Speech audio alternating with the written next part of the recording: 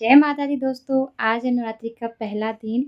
नवरात्रि पूजा जो कि हर घर में लगभग मैंने जहाँ तक देखा है मनाया ही जाता है।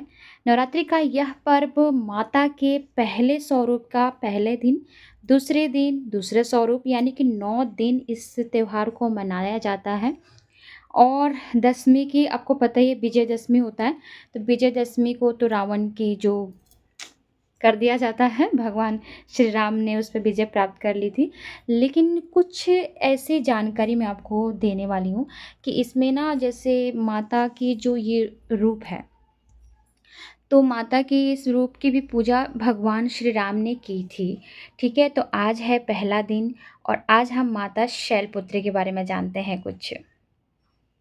चलिए आराम से बैठकर हम अपने मंदिर में और आपके साथ इस बारे में चर्चा करते हैं।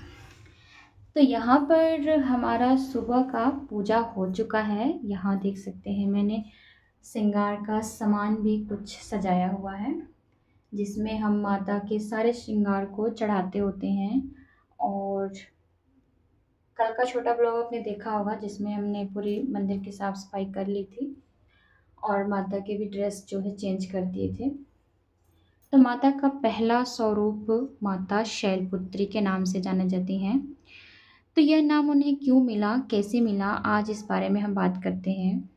दरअसल बात जब थी कि माता सती अपने पिता के घर बिन बुलाए चली गई थी। कहते हैं ना कि कभी भी बिन बुलाए तो कहीं नहीं जाना चाहिए था। भगवान शिव ने उन्हें बोला भी कि आप मत जाओ। भगवान शिव ने उन्हें मना भी किया कि मत जाओ, आपको उन्होंने नहीं बुलाया है, आपकी बहनों को बुलाया है। लेकिन माता जो सती थी वो मानी नहीं, क्योंकि उनका जो दिल नहीं मान रहा था कि मेरे पिता हैं और उन्होंने मुझे ही नहीं बुलाया, ऐसा तो नहीं हो सकता है। इसलिए वो चली गई बिन बुलाए।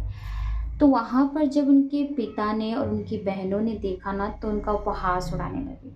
सिर्फ उनकी माता थी जो उनको थोड़ा आदर सत्कार से उन्होंने उन्हें अंदर बुलाया, लेकिन उनकी बहनें भी उनका मजाक उड़ा रही थी कि तेरा पति कैसा है, तेरा पति तो भूत प्रेत सबको रखता है, कैसे तेरा ख्याल रखता होगा, देख हम तो रानियां बनी हैं, हम रानी हैं, तेरा मतलब उनकी ड्रेसेस यानी उनके जो कपड़े थे उसका भी वो लोग उपहास उड़ाने लगे थे।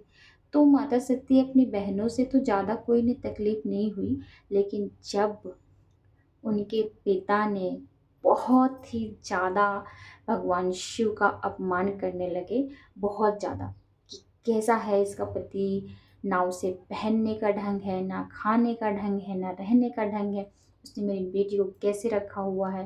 तो ये बात भी ना मतलब माता सती अपने पिता के विरुद्ध जाकर उन्होंने शादी की थी, क्योंकि वो भगवान शिव को पाना चाहती थी। तो सभी देवताओं ने मिलकर तो करा दिया था, लेकिन राजा दक्ष अभी तक भगवान शिव को अपना दामाद नहीं मानते थे। बहुत ज़्यादा उन्होंने उपहास उड़ाया, बहुत ही ज़्यादा, और बहुत ज़्यादा अपमान किया। माता सती मतलब बहुत देर तक बर्दाश्त कर रही थी। लास्ट में उनसे ये बर्दाश्त नहीं हुआ और वो फिर बहुत ज़्यादा क्या बोलते हैं, अपने पिता को भी कुछ नहीं कह सकती थी, इसलिए उन्होंने अपने पति का और ज़्यादा नहीं सुनना चाहती थी कि मेरे पति के बारे में कोई ऐसे बोल रहा है। तो उन्होंने क्या किया, अग्नि में जाकर कूद कर अपने प्राण दे दिए। भगवान शिव को जब ये बात पता चला तो वो इतने ज़्यादा वियोग सहने लायक नहीं रहे थे, बहुत ही ज़्यादा मतलब उन्होंने राजा दक्ष को भी मार दिया, सब बहुत ज़्यादा वो तूफान मचा चुके थे, जिसे भगवान विष्णु ने आगे रोका था। लेकिन माता सती को ये सब कुछ पता था कि ऐसा होने वाला है, इसलिए उन्होंने सोच लिया था कि मैं फिर जन्म लूँगी और फिर भगवान शिव से विवाह करूँगी। फिर उन्होंने जन्म लिया किसके घर, राजा हिमालय के घर। राजा हिमालय के घर उन्होंने पुत्री के रूप में जन्म लिया। और हिमालय को तो आपको पता ही है, हम पर्वत भी बोलते हैं, शैल भी बोलते हैं, तो उनको नाम दे दिया गया शैलपुत्री, यानी हिमालय की पुत्री यानी शैलपुत्री। तो शैलपुत्री जब जन्म ली तो उन्होंने फिर से पुनः भगवान शिव को मनाया, विवाह किया।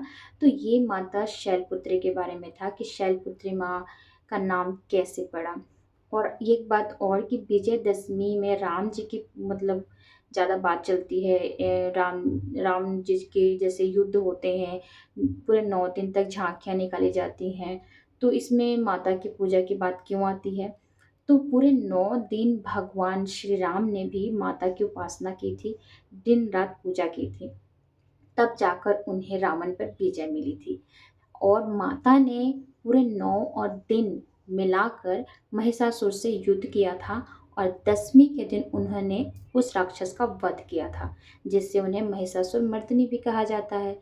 तो ये दोनों बात क्लियर हो गई कि माता जो हैं वो मतलब ये वाला त्योहार जो नवरात्रि का त्योहार है वो बुराई पर अच्छाई की जीत होती है। तो यही थी मेरी आज की वीडियो। आप सबको कैसी लगी ज़रूर बताइएगा और यह त्योहार आप सभी की लाइफ में खुशियाँ भरे। तो मिलते हैं नेक्स्ट वीडियो में। जय माता दी।